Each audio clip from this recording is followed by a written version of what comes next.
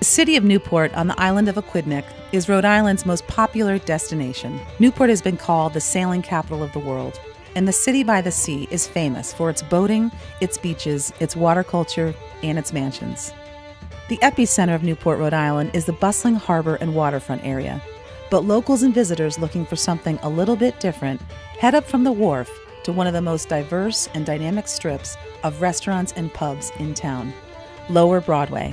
Here, a dedicated group of local chefs, bartenders, and restaurateurs have transformed this downtown street into one of the Ocean State's best-kept culinary secrets. Tell the story. Well, we like to call Poor Judgment part of the Rebirth of Broadway. We're taking you inside the Rebirth of Broadway, right here on A Taste of Rhode Island. Rhode Islanders are intensely proud of their history, culture, and above all, their food. With over 400 miles of coastline, diverse cultural influences, and a rich tradition of fishing and farming, Rhode Island is a food lover's mecca. We're taking you on a trip across the Ocean State to taste the food and meet the chefs, farmers, brewers, distillers, and winemakers that make Rhode Island one of America's most exciting and dynamic food cultures. From classic to cutting edge, this is a taste of Rhode Island.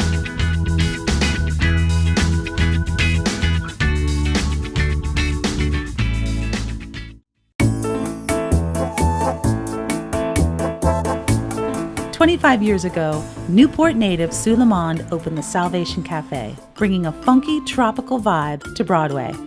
The rebirth had begun. My name is Sue Lamond. I own Salvation Cafe, and I have since 1993.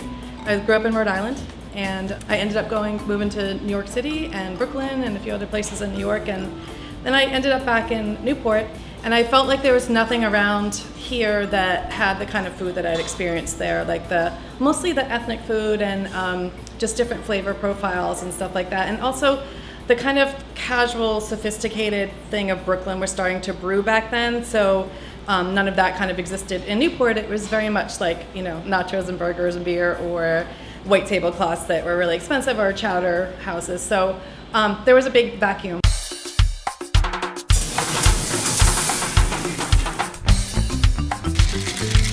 So I got an apartment upstairs in this building, and the whole bottom floor was empty for a long time. So I kind of talked to my landlord about trying to open something here, and my mother is kind of a vintage shopping maniac, and the Salvation Army was next door, so she was constantly at the Salvation Army, and I didn't have any money, and I had started with 8 tables one side of the restaurant, so my mother would go to the Salvation Army and bring me salt and pepper shakers or tables or chairs, and we kind of slowly built the front of house from the Salvation Army. So by the time we were ready to open and I was looking around for names, I called it Salvation Cafe.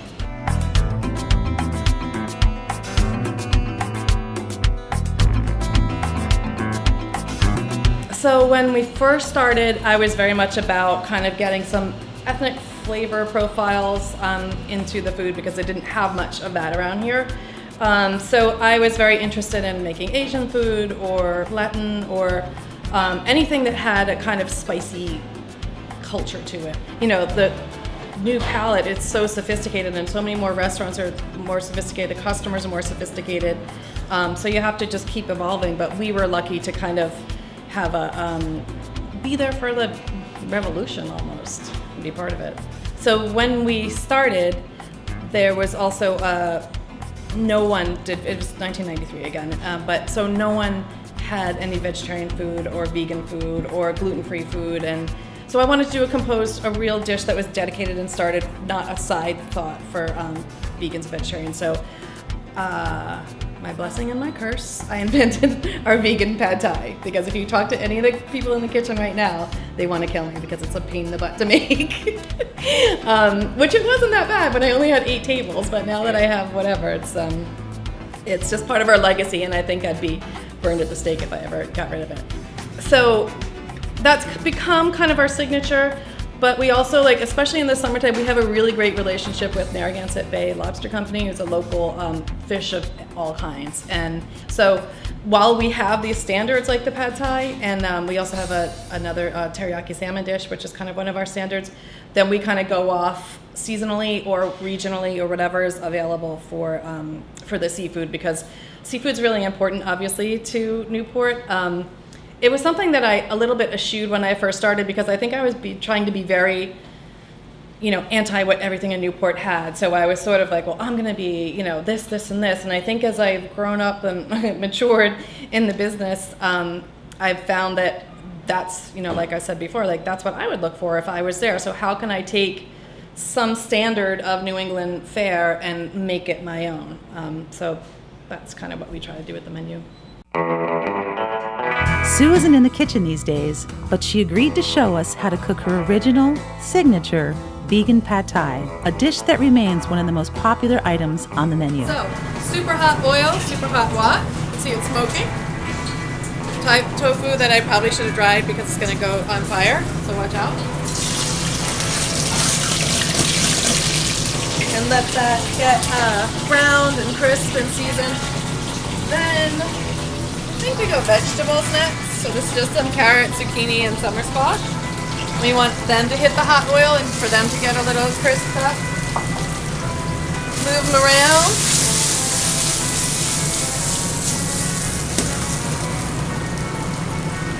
So you have to wait for the oil to get hot again for the next element, which are the aromatics. So there's garlic, about a tablespoon. Try to get it in the oil so it'll get going right away. And then ginger, which is also about a tablespoon. It's about 1-to-1 in my concoction. It's not necessarily a real authentic pad thai, so don't quote me on it if you're a stickler.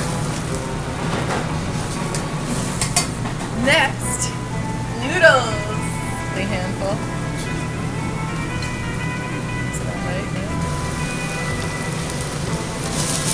Make sure they get covered in the cooked in the sauce, in the oil. That was the sauce with the sambal, which is a chili pepper paste. Vinegar, cider vinegar, brown sugar, and lime juice. So that's pretty much it. So we put a little bit of napa cabbage for some crispness, some freshness. Back to our guy. Make sure all the noodles are down and done.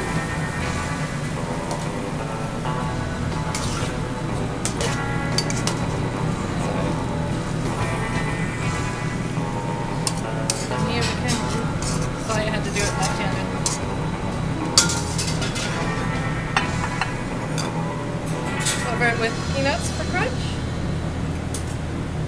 scallions for some green flavor, oniony flavor, cilantro because cilantro rules, long sprouts because they're crispy and delicious, and a little bit of lime, vegan pad thai, or don't forget if you want it spicy.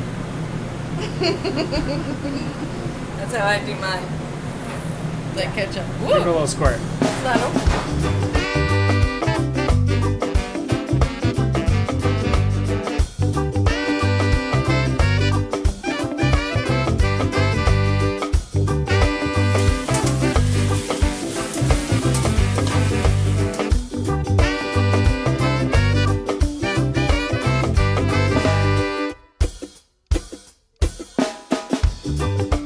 In addition to creative food, the Salvation also has one of the best cocktail programs in town, and the menu changes constantly. I'm Kyle from Salvation Cafe. I run all things beverage.